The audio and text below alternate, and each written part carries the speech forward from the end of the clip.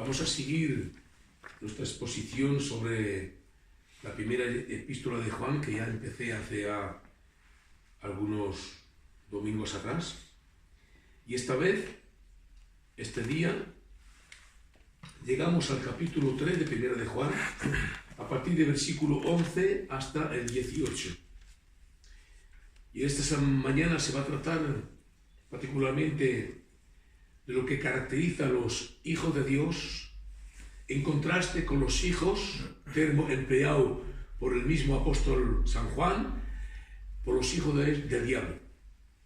Los hijos de Dios y los hijos del diablo.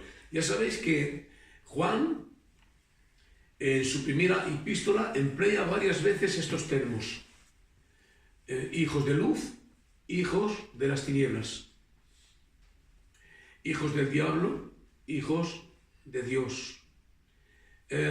Permaneciendo en la luz, permaneciendo en las tinieblas.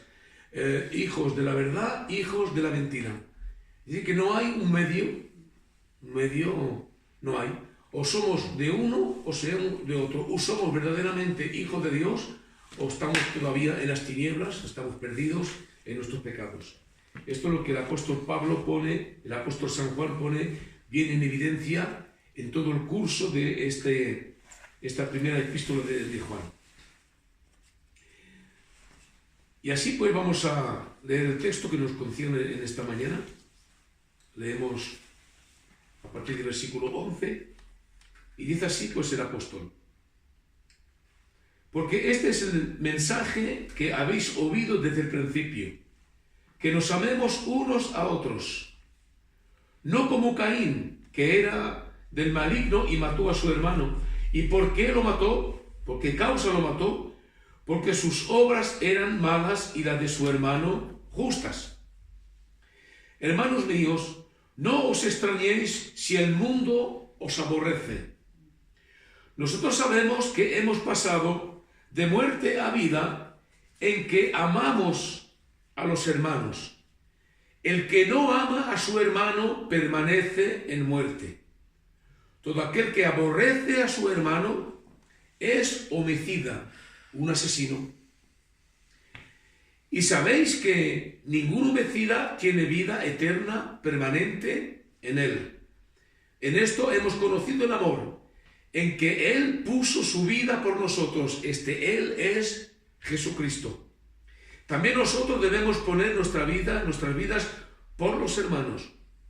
Pero el que tiene bienes de este mundo y ve a su hermano tener necesidad y cierra contra él su corazón, ¿cómo mora el amor de Dios en él? Hijitos míos, no amemos de palabra ni de lengua, sino de hecho y en verdad. Amén. Oremos.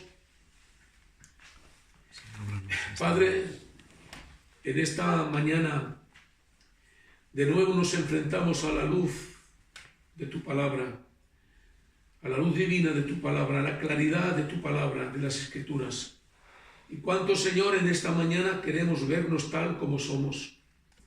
Señor, tu palabra es un espejo claro. Nos revela las perfecciones que están en Cristo Jesús. Porque de nuevo aquí el ejemplo supremo es Jesucristo. Amar como Él amó. Vivir como Él vivió, practicar la justicia como Él la practicó. Señor, y cuánto en esta mañana queremos ser como Él. Queremos ser como tu Santo Hijo. Apréndenos, Señor, en esta mañana hay tantas cosas que tenemos que aprender. Señor, en esta mañana que tu Espíritu Santo aplique esta palabra a nuestras vidas. Primeramente en nuestros corazones. Que amemos tu palabra. Y que luego, Señor, pongamos en práctica esta palabra que amamos y que realmente, Señor, queremos manifestar por los hechos exteriores, por una vida que te agrade a ti, que te glorifique a ti. Y esta vida, Señor, se manifiesta, le hemos leído claramente, en amar los hermanos. Señor, danos a amarnos. Amén. Señor, por obras, manifestándolo por obras verdaderas. Que seas así glorificado a través de tu iglesia. Amén. Que así el mundo conozca que realmente somos tus discípulos. Que seas así glorificado a través de nosotros. Sea bendito tu santo nombre. Permíteme, Señor, en esta mañana ser claro en la exposición de tu palabra. Necesito de tu ayuda, necesito de la unción del Espíritu Santo. Señor, sin ti nada puedo hacer. Ayúdame, Padre, a compartir esta palabra, Señor, y que nos sea de bendición a todos nosotros, y que toda la gloria sea para ti. En el nombre precioso de nuestro Señor Jesús. Amén. Amén. Ahora, antes de entrar en el mensaje, quisiera leeros algo que he visto y que dice así. Es un evangelista de renombre que hizo aparecer su libro intitulado La marca del cristiano, en el cual afirma lo siguiente, lo que voy a leer aquí. Dice: a través de los siglos, los hombres utilizaron un gran número de símbolos para manifestar que eran creyentes, que eran cristianos. Algunos fijaban distintivos en la solapa, de los revers, de la chaqueta o del abrigo. Otros tenían cadenas en el cuello, en el cual también tenían colgantes como cruces, etc. Otros tenían un corte de pelo particular, como los monjes, en particular, los monjes, y otros otra cosa. Claro que no hay nada de malo en eso si la persona se siente pujada a hacerlo, si es por el Señor que lo hace. Pero existe una señal, dice, el autor dice, existe una señal que sobrepasa todo lo demás. Una marca que no tuviera que convenir únicamente a una ocasión particular o una cierta época. Es una señal universal destinada a durar durante toda la historia de la Iglesia hasta el regreso de Cristo, hasta el regreso de Jesús. ¿Y cuál es esta marca distintiva?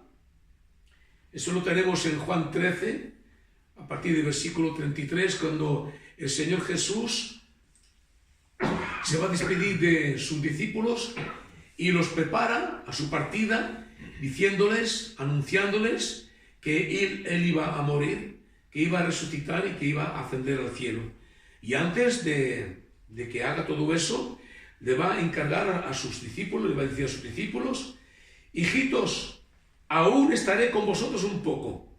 Me buscaréis, pero como dije a los judíos, así os digo ahora a vosotros: a donde yo voy, vosotros no podéis ir.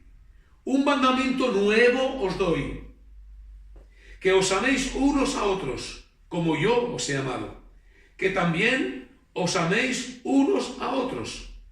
En esto conocerán todos que sois mis discípulos, si tuviereis amor los unos con los otros. Este es el pasaje que nos hace conocer la marca dada por el mismo Jesús para caracterizar el cristiano verdadero. No una señal exterior, física, material, pero amarse los unos a los otros. Así la gente del mundo, dice claramente, la gente, el mundo, sabrá, reconocerá que sois mis discípulos si os amáis los unos a los otros. Bien, y esto es lo que justamente el apóstol San Juan aquí nos recuerda claramente, y lo que hemos leído.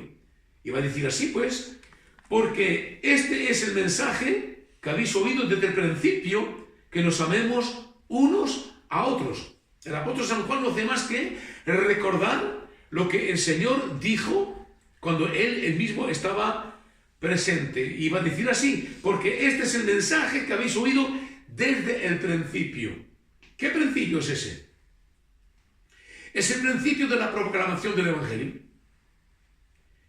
El principio de la proclamación del Evangelio, desde que nosotros mismos hemos oído la proclamación del Evangelio, esta enseñanza que incluye la verdad sobre Jesucristo, la verdad sobre el Evangelio, la verdad sobre la condición pecaminosa de la humanidad y de la necesidad de llevar una vida justa, una vida que sea aprobada de Dios, lo mismo que el mandamiento de amarnos los unos a los otros. Esto es el mensaje desde el principio. En un sentido, el mandamiento del Señor que dio en Juan 13, de amarse los unos a los otros,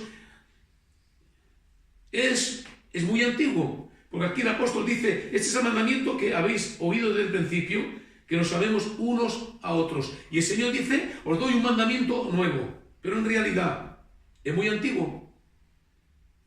Porque ya en Levíticos 19, 18, está escrito en Levíticos, amarás tu prójimo como a ti mismo. Amarás tu prójimo como a ti mismo. Pero en otro sentido, es sin embargo un mandamiento nuevo. ¿Y eso por qué es un mandamiento nuevo? ¿Por qué razón? Porque el amor jamás fue manifestado antes como lo fue por Cristo. Amén. Nunca. Nunca. Amor que lo empujó a dar su vida en sacrificio para los que ama. Amén. Eso nunca se ha producido antes que Cristo. Nunca jamás murió uno por otro. Nunca. Y este es el más grande de los mandamientos. Y por eso que el Señor presenta este mandamiento como siendo un mandamiento nuevo.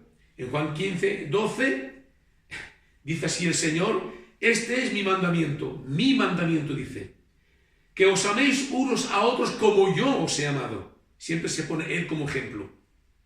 Nadie tiene mayor amor que este, que uno ponga su vida para sus amigos. Nadie tiene mayor amor que este, que uno ponga su vida para sus amigos. Es decir, que lo sumo del amor, la manifestación, la más importante, la más extrema del amor, es que uno ponga su vida por los demás. Y el Señor Jesucristo es el ejemplo de amor que Dios siempre mandó manifestar. Siempre. No podemos amar a nuestra manera. No podemos amar sobre nuestros propios sentimientos. No podemos, no tenemos esta capacidad. Siempre el ejemplo es Jesucristo. Y aunque no podamos amar al mismo grado que Él, porque esto es imposible, como nosotros podemos pretender amar como Jesús ha amado, no podemos amar como Él mismo, al grado que Él amó. Pero podemos nosotros obedecer al mandamiento de Juan aquí, que dice de amarse los unos a los otros. ¿Y por qué podemos amarnos así? ¿Por qué podemos amarnos los unos a los otros? ¿Por qué es posible que nos amemos así de esta forma? ¿Por qué? Porque el amor de Dios ha sido derramado en nuestros corazones por el Espíritu Santo que nos fue dado, dice el apóstol Pablo en Romanos 5:5. El amor que hizo que Cristo muriera por nosotros, es amor por cuanto Él nos amó, es el mismo amor que Dios tuvo para nosotros, para entregar su Hijo por amor por nosotros, ese mismo amor ha sido derramado en nuestros corazones para que nosotros podamos amar como Él ha amado. Nada menos que eso.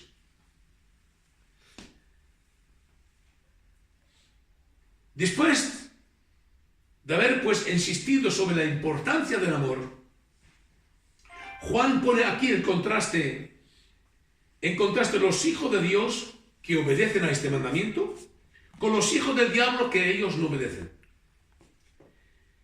Y los hijos del diablo, en vez de caracterizarse por el amor, los hijos del diablo se reconocen por su actitud destructora, por su actitud asesina, odiosa, rencorosa e indiferente para con los hijos de Dios. Esto es lo que caracteriza a los hijos del diablo.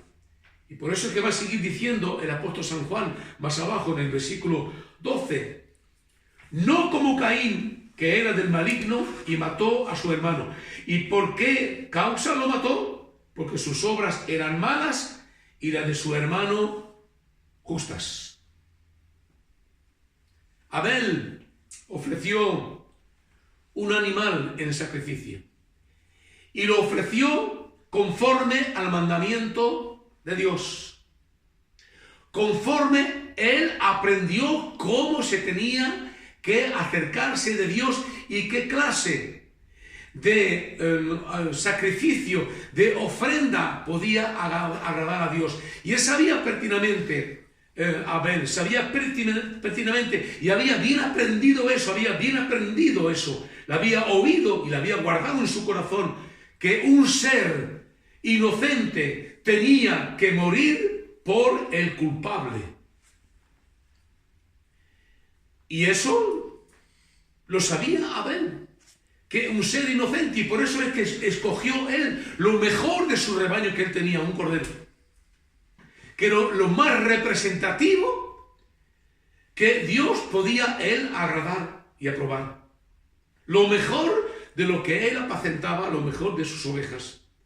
Él lo ofreció conforme al mandamiento de Dios. Por eso es que dice la Biblia que cuando ofreció esta ofrenda, Dios vio la ofrenda, Dios vio el corazón de Abel y luego aprobó su ofrenda, porque sabía con qué actitud de corazón Abel ofrecía esta ofrenda. Y aprobó, pues, la ofrenda de Abel. Sin embargo, Caín, conforme a su religión personalizada, suya, propia, desdeñó, despreció la exigencia divina y ofreció en sacrificio frutos de la tierra. El fruto de sus propios esfuerzos, el fruto de su propia capacidad. Esto es lo que ofreció él.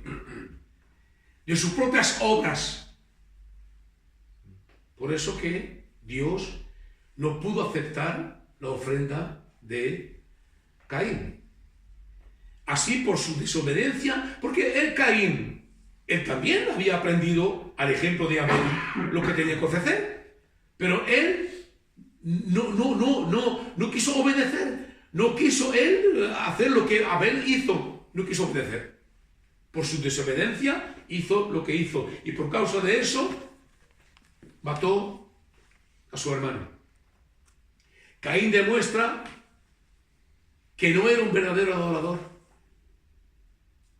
y que era del maligno a causa justamente del hecho de haber matado a su propio hermano por celos. El hecho que Caín era del maligno, porque así dice el apóstol Juan que de lo que era, no como Caín, que era del maligno. El hecho de Caín, que Caín era del maligno, significa que pertenecía al reino de las tinieblas. Esto es, pertenecía al reino de las tinieblas. Como fue el caso de los judíos incrédulos, que al igual que Caín, odiaron la verdadera justicia y buscaron hacer morir a Jesús. Por eso es que cuando el Señor vio el comportamiento de estos judíos hipócritas, que solamente afichaban una actitud exterior de religiosidad, le va a decir así en Juan 8:44, vosotros sois de vuestro padre el diablo, y los deseos de vuestro padre queréis hacer. Él ha sido homicida desde el principio y no ha permanecido en la verdad, porque no hay verdad en él. ¿Cómo los trata el Señor a ellos? De hijos del diablo. ¿Por qué? Porque dice vuestro padre es el diablo. Entonces, si el padre de ellos es el diablo, es porque ellos son hijos del diablo. ¿Y qué va a decir en consecuencia de todo eso? Él ha sido homicida desde el principio y vosotros sois como él, queréis hacer las obras que él ha hecho. Sois del maligno. Caín era del maligno. La palabra griega, maligno, describe un mal que es determinado, un mal determinado, agresivo, celoso. Esto es lo que significa. Que se opone activamente al bien, no soporta el bien. No soporta el bien. Todo lo que viene del maligno, el maligno no soporta el bien. no soporta la justicia, no soporta la santidad, no soporta la obediencia, no soporta la humildad, no soporta eso, porque él es todo lo contrario. La palabra maligno, su significación va más allá de un mal o de una corrupción alimentaria, va mucho más allá que eso. Incluye una clase de desprecio de la verdad que arrastra a la gente a la ruina. Es eso lo que es el maligno, la palabra maligno. Incluye una clase de maldad que arrastra, lleva, conduce a las personas a la ruina y a la destrucción y a la perdición eterna. Por eso que el apóstol Pablo dirá en 2 de Corintios 4:4, dirá que Él es el Dios de este siglo que cegó el entendimiento de los incrédulos para que no le resplandezca la luz del Evangelio de la gloria de Cristo, que es la imagen de Dios. Ahí está la tarea del maligno: cegar el entendimiento de los hombres.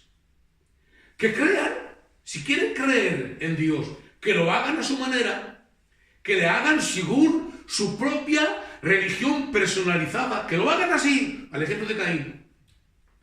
Que hagan ofrendas, y mismo que oren, pero que lo hagan a su manera de ellos. Pero el maligno cega el entendimiento para que no conozcan la verdad, para que no le resplandezca la verdad del Evangelio en la faz de Jesucristo. Esto es la palabra, lo que significa maligno. ¿Y por qué? Dice, ¿y por qué causa lo mató? Porque sus obras eran malas y las de su hermano justas. Tan simple que eso. ¿Por qué causa lo mató? Ahí está la pregunta. Respuesta: porque sus obras eran malas y las de su hermano eran justas. Caín tenía un corazón malo y odiaba la justicia. Tenía odio de la justicia hasta matar su propio hermano, leemos aquí. Aborrecido por sus obras justas que no podía soportar. Mató a su hermano porque no soportaba que Dios aprobara a Abel y que no lo aprobara a él mismo. No soportaba eso. No llegaba a comprender, no llegaba a admitir que Dios aprobara a su hermano y a él no. No soportaba eso. Al igual que Caín, el impío, porque esto es un comportamiento impío. El impío siempre siente resentimientos a causa del justo. Siempre veréis eso. Siempre veremos eso. El malo, el que es de las tinieblas, siempre sentirá un resentimiento, se siente molestado delante del justo. Porque por medio de sus hechos justos, el justo expone las falsas creencias y las prácticas impías del malo. Por eso que el apóstol Pablo dirá que nosotros cristianos somos olor de vida para los que se salvan y olor de muerte para los que se pierden.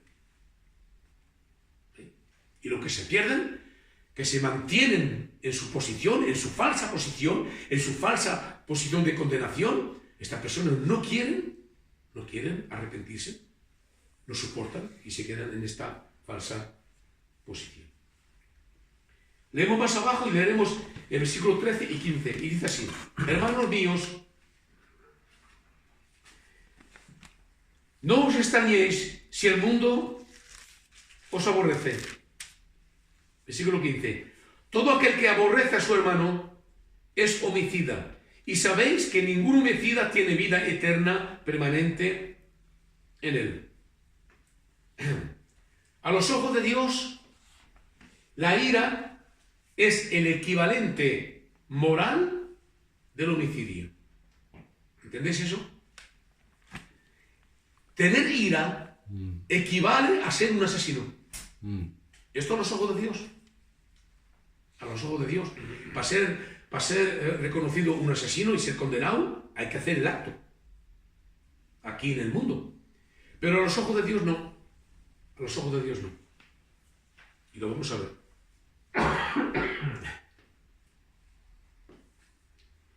Muchos hay que sintieron una ira bastante grande para poder matar. Muchas personas han estado dispuestos a querer matarlo, a querer matar a la persona con la cual tenían ira. Si el contexto lo hubiera permitido y si no hubieran temido las consecuencias graves que hubieran tenido que pagar, estas personas, si no hubieran temido eso, hubieran cometido el acto de matar, el acto fatal de matar. Lo hubieran hecho. Sin embargo, la sola diferencia exterior entre el homicidio, entre matar y la ira, es el gesto fatal de matar. La sola diferencia es esa. Las actitudes son exactamente las mismas. Exactamente las mismas.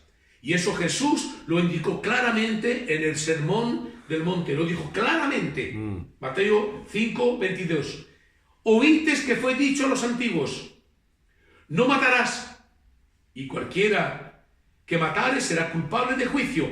Pero yo os digo que cualquiera que se enoje, que se enfade, que tenga ira contra su hermano, será culpable de juicio, y cualquiera que diga necio a su hermano será culpable ante el concilio, y cualquiera que le diga fatuo, insensato. Y esto es lo que dice aquí el Señor, que dice necio, insensato. Esto es la ira encendida que no puede pararse de continuar a hablar mal, a echar maldiciones por la boca a su hermano. Eso es lo que significa. Será culpable ante el concilio, y cualquiera que diga fatuo quedará expuesto al infierno de fuego. Es decir, que la ira y el abuso verbal, cuando uno abusa y que se enfade, que habla de alguien y que continúa, es aquí, y esto tiene por origen los mismos motivos culpables que los que conducen al homicidio. Es exactamente el mismo. Amén. Es el mismo motivo. Y siempre esto a los ojos de Dios. Bueno, la verdad, Señor me testigo que yo sabía cuántas veces he leído, cuántas veces me doy cuenta que es una realidad eso. O sea, y siempre he supido eso, pero desde que me he puesto a meditarlo y a estudiarlo y a meditarlo, os puedo asegurar, el Señor me testigo, que he tomado conciencia de la gravedad cuando una persona, y empezando por mí mismo, empezando por mí mismo, de se ha terminado, se ha acabado, una persona es lo que es, tiene el comportamiento que tenga, efectivamente reconoceré lo que es, pero se terminó. Ninguna palabra provocadora, una palabra maldicionera o de acusación saldrá más de mi boca, porque se ha terminado. No quiero yo ser visto a los ojos de Dios como siendo un homicida, porque esto es destruir. Esto es un comportamiento destructor. Por eso dice en el versículo 15 el apóstol: y sabéis que ningún homicida tiene vida eterna permanente en él. Así que tales personas serán condenadas para siempre por sus actitudes continuas de ira, aunque nunca se manifiesten por hechos físicos.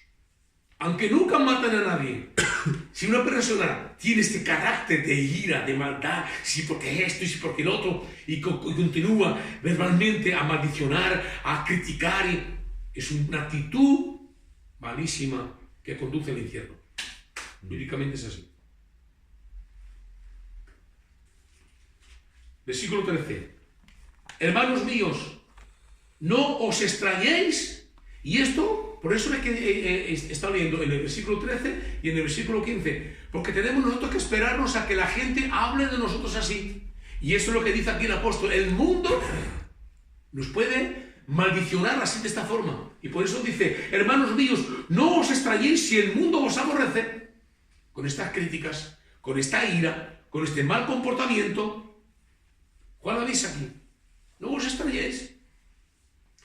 No os extrañéis que el mundo os aborrezca y hablen mal de vosotros, porque será el caso. Será el caso. Aunque hayamos sido transformados de manera a poder amar los demás cristianos y aún mismo los incrédulos, que hemos sido transformados para eso, nosotros naturalmente no podíamos amar los demás, mismo que sea alguien de la familia, mismo un hermano, si alguien nos hiciera eso, ya le teníamos ira, ya le tenemos coraje. Hoy en día se terminó eso, lo hemos visto antes. El amor de Dios ha sido derramado en nuestros corazones y se terminó esa ira, se terminó este mal carácter, se ha terminado. Hoy en día podemos amar a los hermanos, hasta mismo podemos amar a los falsos hermanos y los incrédulos, la gente del mundo, sí. Por eso el apóstol San Pedro dirá en su primera epístola, capítulo 3 y versículo 9, dice, no devolver mal por mal, ni maldición por maldición, sino por el contrario, bendiciendo. ¿Y eso por qué? Dice, ¿por qué tenemos que bendecir? Sabiendo que fuisteis llamados para que heredéis bendición. Ahí está la razón. ¿Por qué nosotros no tenemos que volver mal por mal ni maldición por maldición? Ah, sí, yo lo maldizco porque él me ha maldecido. No. ¿Y eso por qué? Porque sabemos. Tenemos que saber. Tenemos que tener esta convicción. Que fuimos llamados para que heredéis. ¿Cuál es una herencia? ¿Es algo que nos hemos ganado nosotros? ¿No? Una herencia es algo que no es dado gratuitamente. Y nosotros hemos sido llamados a heredar lo que tiene Cristo. La herencia de Dios en Cristo. Somos coherederos con Cristo. Es un regalo de Dios. Y la bendición también es un don. La bendición es un don. La bendición no la merecemos. Dios no nos bendice porque merecemos algo. Es un don. Entonces, si nosotros tenemos esta gracia y este privilegio de haber recibido y de tener una herencia y una bendición, nosotros que en comparación del mal que nos hacen ellos, del daño que nos hacen ellos, qué daño nosotros, qué mal, qué rebeldía, qué mal comportamiento, qué pecado, qué mala sombra hemos tenido nosotros contra Dios. Y Dios nos ha perdonado. Amén. ¿Sí o no? Dios nos ha perdonado. Dios nos ha hecho gracia. Dios nos ha hecho misericordia. ¿Debamos nosotros tener un corazón misericordioso para con los demás? Sí. Amén. Sí. Por eso dice, no os extrañéis. Es decir, no sean sorprendidos. No os asustéis. ¡Ay, lo que me ha dicho! Me extraña que me digan. No están impresionados. En vez de extrañarse de la oposición del mundo, tuviéramos más bien que esperarnos a eso. Nos tenemos que esperar a eso. Tenemos que esperar. ¿Y sabéis por qué tenemos que esperarnos? Porque es normal. Porque el mundo no tiene nada en común con el reino de Dios. El mundo nada tiene nada que ver con el reino de Dios. Nada que ver.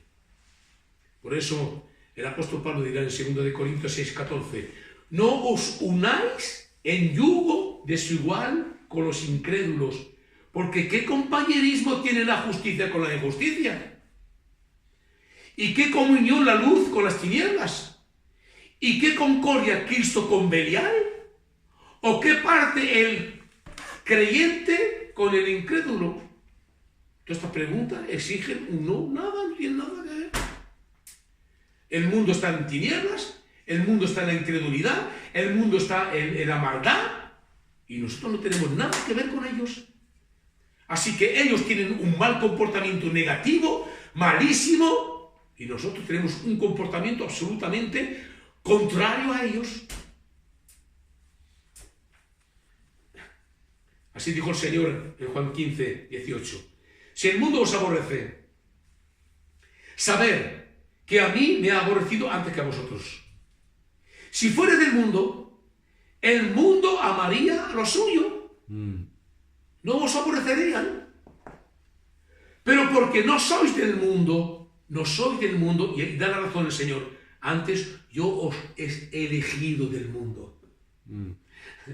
Por eso el mundo os aborrece. Y ahí está la razón por qué el mundo nos aborrece. Porque Cristo nos ha elegido. Nos ha elegido Cristo. Amén. Así que es normal. Aquí el Señor hace alusión a que es normal que el mundo nos aborrezca. No pertenecemos más al mundo. No pertenecemos. La Biblia dice que el mundo, dice, se extraña que no nos precipitemos en el mismo desorden que ellos. ¿Y por qué? ¿Cómo es eso que ellos no hacen como nosotros? ¿Por qué no viven como nosotros? ¿Por qué no aprovechan del mundo, no gozan del mundo, no tienen una boca maldicionera y corrompida como nosotros? ¿Por qué no somos como ellos? No somos como ellos. Por la ira de ellos, los hijos del diablo siempre revelan su verdadero carácter. Siempre, siempre. Y esto lo harán por la ira, justamente. La Biblia abunda de ejemplos de persecución del pueblo de Dios en la historia de la redención. En Hebreos 11 tenemos la lista de los héroes de la fe que sufrieron la maldad de los hombres, la maldad del mundo. Fueron perseguidos, tuvieron que escapar, tuvieron que huir. Algunos fueron matados, algunos fueron avergonzados. Y dice el texto, ellos que el mundo no era ni siquiera digno de ellos, han sufrido por causa de la historia de la redención. Gente de su propia ciudad odiaban a Jesús y intentaron matarlo después de haber oído un solo mensaje de él. Un solo mensaje. Y era en su propia ciudad, en Nazaret. Recordar en el capítulo 4 de Lucas, en el versículo 28, dice que se encendieron de ira. ¿Y eso por qué? Porque al momento dado Jesús entró en la sinagoga de Nazaret, tomó el libro de Isaías y leyó el texto que le concernaba. Y aquí el Espíritu de Dios está sobre mí porque me ha ungido para anunciar buenas nuevas, para liberar los cautivos, para sanar los corazones heridos, para anunciar un año de gracia del Señor. Y termina de leer y dice, esta escritura que vengo aquí de leer se ha cumplido hoy. Y dice que, y se sentó, y cuando los que estaban ahí presentes se quedaron mirando, asustados. Y dice que cuando oyeron eso, que se había cumplido, entendieron que hablaba del mismo. Y dice que lo tomaron, porque Nazaret estaba edificada sobre un monte. Y dice que lo llevaron en la cumbre del monte y lo quisieron precipitar, lo quisieron matar, porque había anunciado este mensaje. Un solo mensaje. Quisieron matar a Jesús. Más tarde, los jefes de la nación complotaron para hacerlo morir y llegaron a sus fines. Los jefes religiosos. Siempre la religión. El mundo aborreció también a los apóstoles, haciéndoles morir en mártir. Todos murieron en mártir. Cuando consultamos la historia de los apóstoles, todos murieron en mártir, aparte de uno solo, que fue Juan, que fue aislado en la isla de Patmos, ese solo, pero todos los demás mártires, todos los demás apóstoles murieron en mártires. Y todo eso por la ira, por la maldad de los hombres. Los enemigos del Evangelio siempre persiguieron los que aman la verdad, siempre. Siempre. Y todavía hoy, cristianos sufren y hasta hay que mueren en el mundo entero por la ira de la maldad de los hijos del diablo, porque todo es obra del diablo.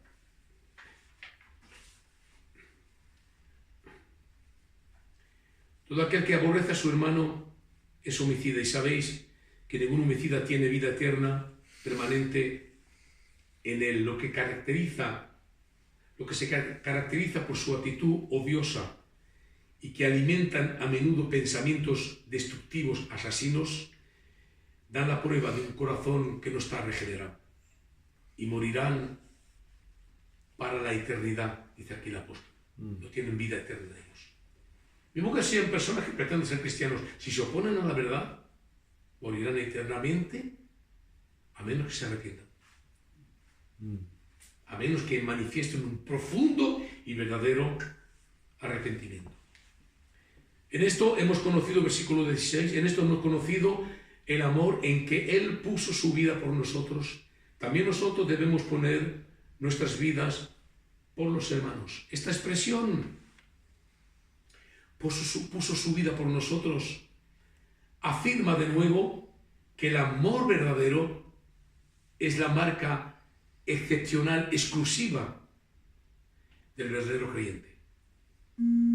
¿Habéis oído eso? Esta expresión, dar su vida, es decir, en una vida sacrificial, sacrificarse por los demás, al ejemplo de Jesús. Es la verdadera marca del amor verdadero, excepcional del cristiano. Por gracia de Dios, y solamente lo podemos hacer por la gracia de Dios, la disposición de abandonar todo para ayudar a los demás por amor a ellos, impregna las actitudes del creyente y transparece en su vida. El Nuevo Testamento contiene ejemplos extraordinarios de este amor sacrificial. Pablo, por ejemplo, hace el elogio de Epafrodito.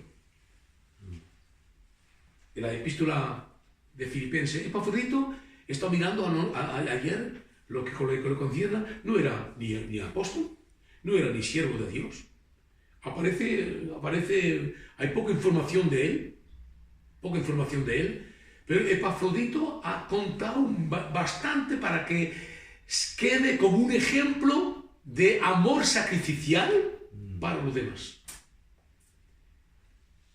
Es él que fue encargado por la iglesia de Filipo a llevar ayuda, sustento a Pablo, que estaba en Roma. Y ayer estuve mirando el mapa sobre la distancia que separaba Filipo de Roma.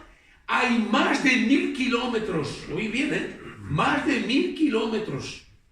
Tuvo que emprender un viaje de 1000 kilómetros, y sobre todo en la época que era ahí, esa época, tuvo que atravesar toda Macedonia, tuvo que atravesar el mar Adriático, tuvo que empezar por el sur, por lo más bajo de Italia, e ir casi hasta la mitad de Italia para llegar a Roma.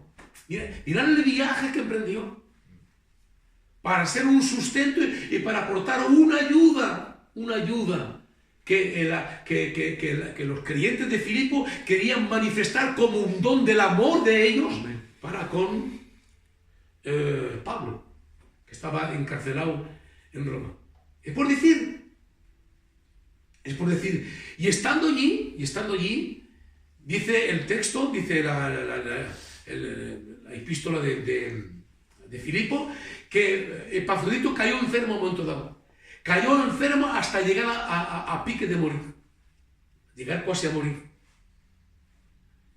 Y como supo que los miembros de la iglesia de Filipo supo que estaba enfermo, quiso volver, no por causa de que estaba enfermo, pero porque sabía que estaban entristecidos porque aprendieron que estaba enfermo.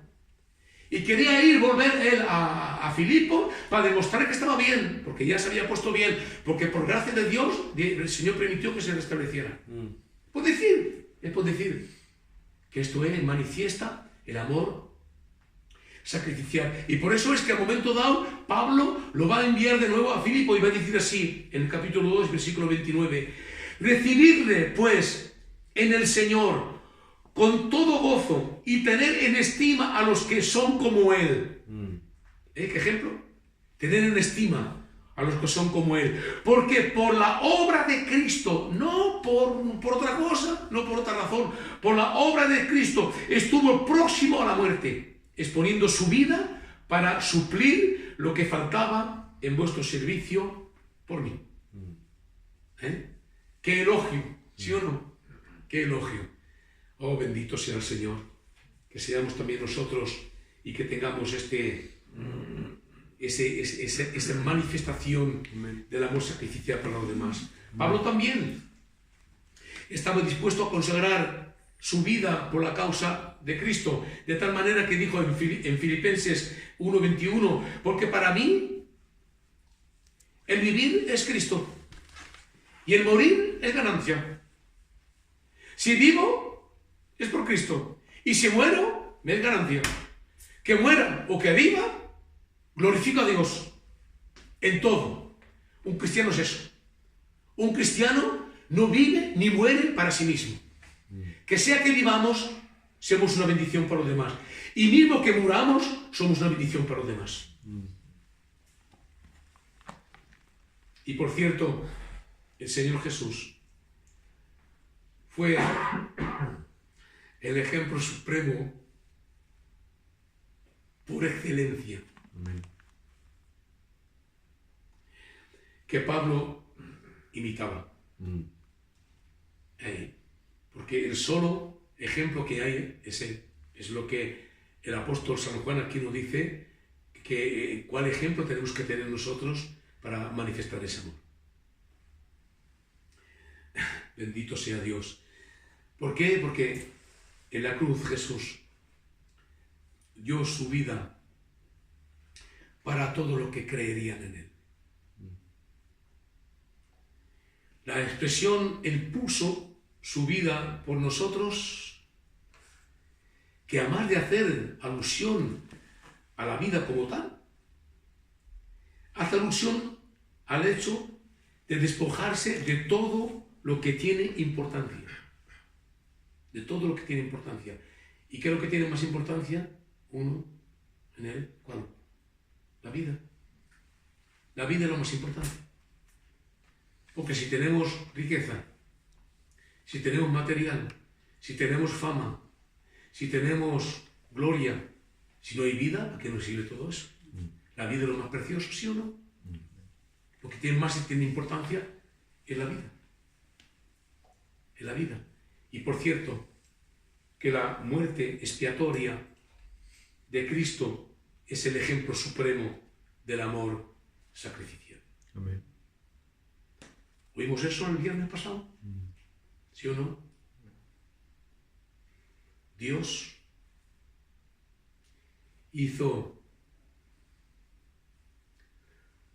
pecado a Jesús y maldición por nosotros. Cristo, por amor a ti, por amor a mí, tomó lo que nos condenaba, lo que nos tenía lejos de él, lo que nos acusaba, lo tomó en su cuerpo y voluntariamente, por un acto sacrificial, se entregó por todos nosotros. Dio su vida por nosotros. Y todo eso por amor, únicamente por amor. No había otra razón que motivaba a Dios, nada, sino que solamente por amor. Es el ejemplo supremo del amor sacrificial. Amén. Pero el que viene de este mundo y ve a su hermano tener necesidad y cierra contra él su corazón, ¿cómo mora el amor de Dios en él? Hijitos míos, no amemos en palabra ni de lengua, sino de hecho y en verdad, termina diciendo el apóstol San Juan. La prueba que alguien ama sinceramente y es un hijo de Dios no se debe a los sentimientos, no se debe a los sentimientos, pero a los hechos. Lo que quiere explicar aquí el apóstol. No solamente en palabras, oh, me da pena de ti, pórtate bien, a ver si te portas mejor. No, pero por los hechos, por los hechos. Y termino por este pasaje de la Biblia. Mateo 25, 34. Cuando dice así, el texto dice, entonces el rey dirá a los de su derecha, venid, bendecidos de mi Padre, heredad el reino preparado para vosotros desde la fundación del mundo, porque tuve hambre y me diste de comer, tuve sed y me diste de beber, fui forastero y me recogites, estuve desnudo y me cubrites, enfermo y me vistites, en la cárcel y vinites a mí, dice el Señor. Y los discípulos extrañados le van a preguntar, pero Señor, ¿cuándo te hemos hecho nosotros eso? ¿Cuándo, Señor? Y el Señor le contesta, cada vez que habéis hecho esto por uno de los míos, es a mí que lo habéis hecho. Cada vez que hacemos un bien de amor para un hermano, para una hermana, es al mismo Jesús que lo hacemos. Amén. Mismo Jesús que lo hacemos. ¿Cuándo, Señor, te hemos hecho eso? ¿Cuándo, Señor? ¿Cuándo, Señor, has tenido hambre y te hemos dado de comer? ¿Has tenido sed y te hemos dado de beber? ¿Fuiste forastero y te recogimos? ¿Cuándo, Señor, te vimos desnudo y te cubrimos? ¿Y cuándo, Señor, te vimos enfermo y te visitemos? ¿Y en la cárcel vinimos a ti? ¿Cuándo, Señor? Cada vez que le habéis hecho a uno de los pequeñitos míos, es a mí que le habéis hecho. Manifestar el amor con los hermanos es manifestar nuestro amor para con Dios, para con Cristo. Esto es lo que es. ¿Es importante, pues, manifestar el amor de Dios? Amén. Sí. Muy importante. Es la marca verdadera de un verdadero cristiano. Es lo que la gente reconocerá que somos realmente sus discípulos. No hay otra forma. Ya podemos tener una cruz que nos arrastra por el suelo, que esto no tiene absolutamente ninguna importancia y ningún valor, más bien algo de ridículo que otra cosa. No, no, no. El amor verdadero se manifiesta por hechos, por actos. Se terminó la ira, se terminó una boca maldicionera, se terminó un comportamiento retrechero, se acabó todo eso. El verdadero cristiano tiene un amor que refleja el amor de Dios en él. Esto es lo que es realmente ser un verdadero creyente. Amén. Démosle gracias a nuestro Señor. Amén, Señor.